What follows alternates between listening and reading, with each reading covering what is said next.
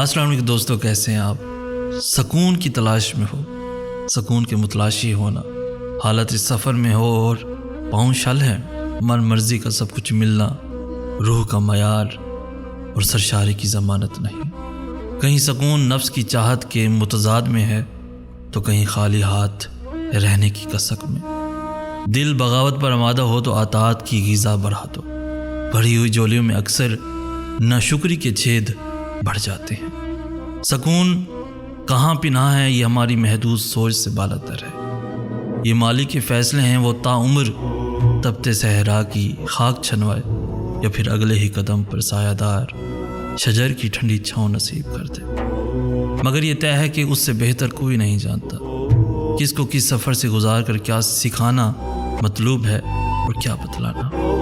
سکون چاہیے تو مالک کی مرضی کے سپرد خود کو کر دو۔ یقینی بات ہے کہ سفر کی منزل انعام سے مالا مال ہوگی۔